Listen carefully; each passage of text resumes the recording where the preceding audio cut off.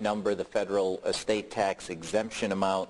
If you're under $2 million, you don't have to worry about the federal estate tax. If you're over $2 million, you have to worry about it a lot. And we're going to see kind of why it is that you have to worry about it and what it is that you need to do to think about ways of avoiding the federal estate tax, which generally hovers around 45%, and that's of the amount over the exemption. So that's obviously a significant tax.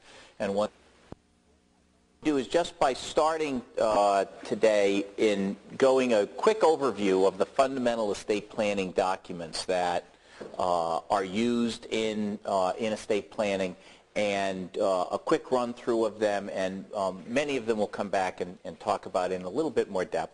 By starting today in going a quick overview of the fundamental estate planning, disclaimer, irrevocable life insurance trust, special needs trust for individuals with disabilities, and minors trust for people who are minors or are not old enough to take care of a significant amount of money.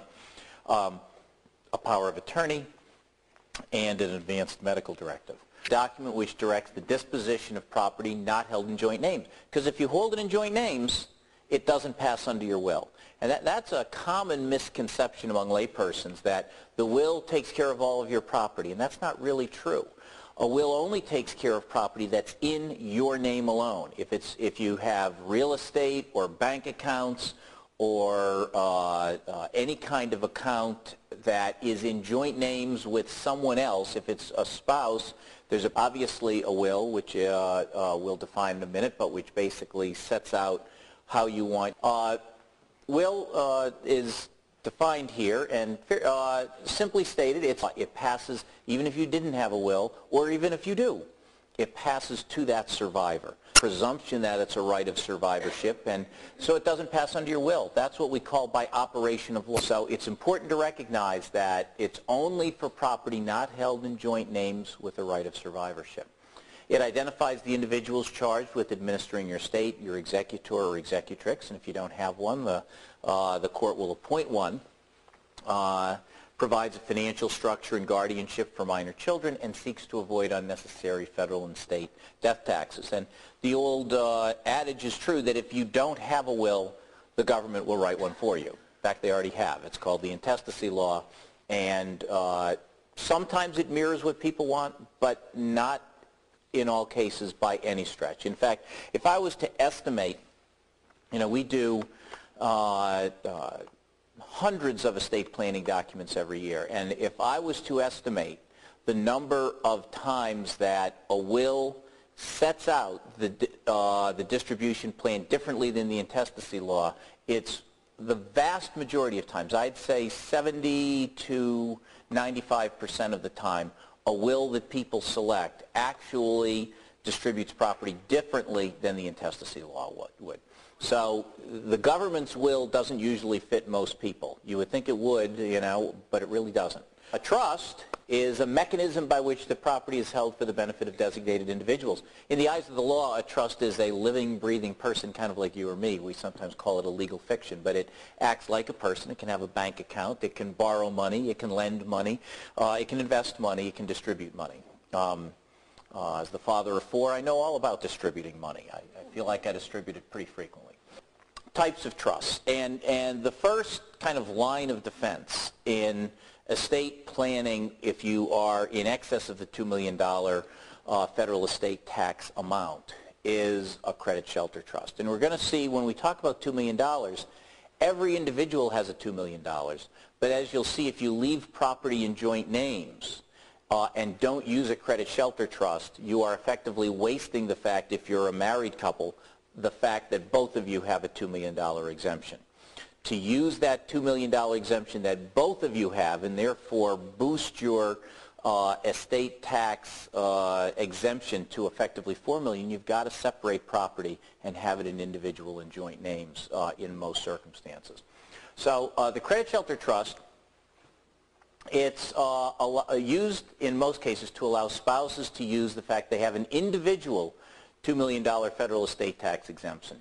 It places assets in, you place assets into individual names rather than joint names, and then on death, that property that's in your own name passes under your will to the credit shelter trust for the benefit of the surviving spouse, who gets the income and either 5% of the principal or $5,000 each year at that spouse's discretion, plus whatever the trustee determines that spouse to need. You pick a trustee who's friendly to you, and that trustee will typically provide you anything you reasonably want or need. So the Credit Shelter Trust is really a magnificent opportunity in terms of estate planning to effectively use the fact that both spouses have a $2 million exemption, rather than leaving it in joint names, having it passed to the surviving spouse by operation of law, and then seeing everything above $2 million taxed. And we'll look at some examples here. Here's our first case study. In this, we have the husband and wife each having assets in their own individual names. You see the breakdown. Investments, 1.7 for the husband, 1,000,008 for the wife. 401k, 300 for the husband, 200 for the wife. Life insurance, they each have $3 million per person. And what I'd suggest, I think for ease of following, if in either the outline or the PowerPoint, you keep the case study open, and then with the PowerPoint, we'll talk about how we can address this so that the couple goes from the potential for paying ghastly federal estate tax sums to actually paying none. So if the wife predeceases the husband, if you have the Credit Shelter Trust in your will, $2 million of the assets pass to the Credit Shelter. $2 million of her assets, if you're using a Credit Shelter Trust, you have to have that in your will, okay? Trust, and those assets are not going to be taxable at either death. She's effective, and then in a typical case to children or other beneficiaries upon the death of the second spouse. So that $2 million passes free and clear. No estate taxes due at her death for anything else that goes to the husband, because there is no tax when you pass it from husband to wife. It's the second to die in a spousal situation where you get hit. So there's no tax going from husband to wife, but if everything just gets left outright to husband in that $6 million circumstance, and he dies worth $6 million, actively using her $2 million exemption by putting it into the Credit Shelter Trust, which goes to the husband for life. You use a Credit Shelter Trust to take the first $2 million of the first to die, and at the husband's death, his taxable estate under this scenario is $4 million.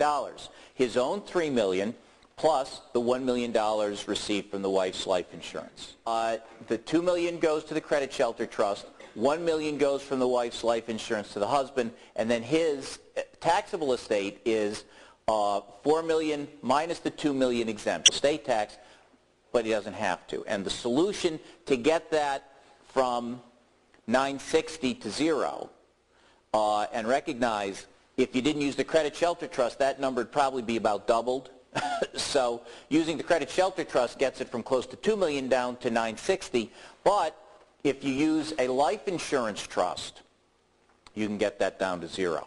I often tell people, if you ever doubt the political sway of the insurance industry, consider the fact that through use of a life insurance trust, you can bypass federal estate tax from that, we call them, is exempt from federal estate tax. There's not a whole heck of a lot of other things that are exempt from federal estate tax. Life insurance that's in a life insurance trust, irrevocable life insurance trust, or ILIT, as to another generation, aside from tax, the insurance industry got a huge, charitable deductions aren't, life insurance, but in terms of being able to pass huge benefit, because people are far more willing to purchase life insurance given the fact that they have a vehicle to pass it to the next generation free of federal estate tax.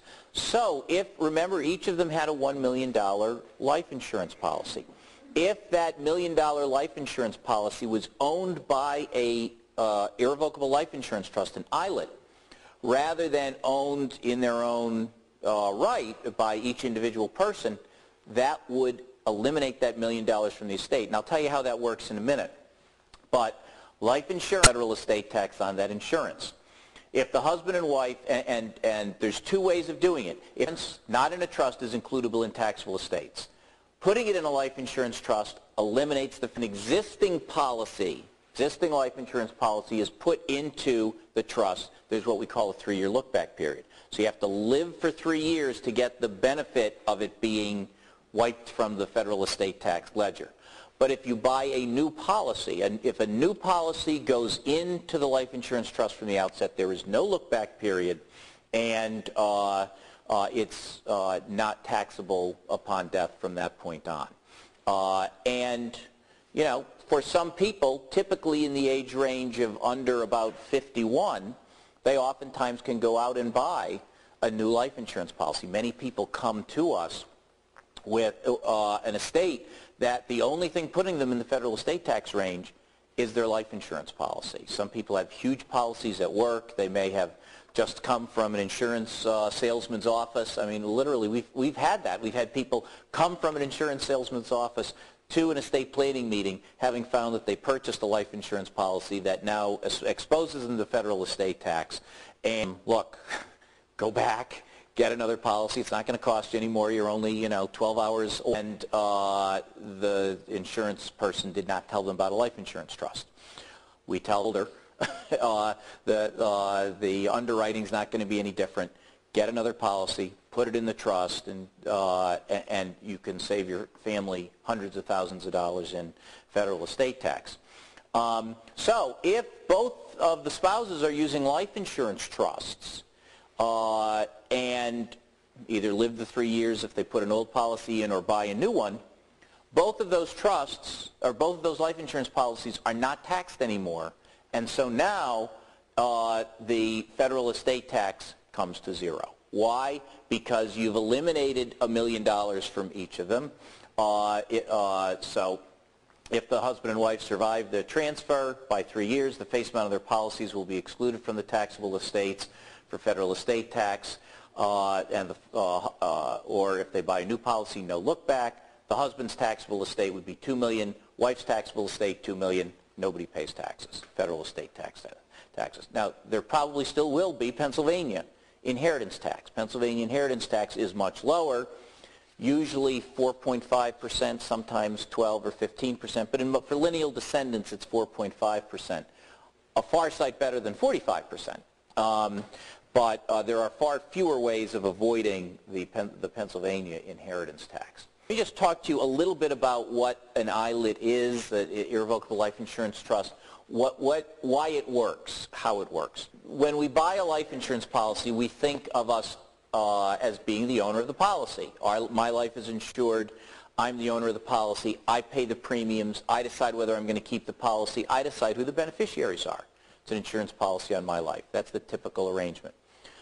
How a life insurance trust takes that insurance out of the estate is I give up what's known as the incidence of ownership, the pieces of ownership of the policy. I give the trustee who manages the trust. I give that person the right to pay the premiums. I can give that trustee the money. There's no bar on that at all. I can write a check and then the trust to the trust account, and then the trustee writes a check to the insurance company. But the trustee, in theory, could say, "Don't feel like sending in that premium check. I'm just going to keep the money and keep the money in a trust account and not pay the premium." Would be dumb. Rarely happens. But in theory, that trustee has that right. The trustee is the one who has the right to change beneficiaries. So obviously you want to pick a trustee who you know is going to follow your wishes. Typically a family member. It could be a sibling. It could be a child, a parent. To act as trustee, you give them as trustee money periodically. They pay the premium. They send notice to whoever the beneficiary of the policy is, saying, look, there's money in the trust. In theory, they could go get it. They never do. And then the premium is paid, and everybody goes on their merry way. It's a simple process. If the premiums are annual, it's a once-a-year kind of thing that takes about a half hour. So it's not a big deal, especially if you have someone who can act as a trustee in whom you have great confidence.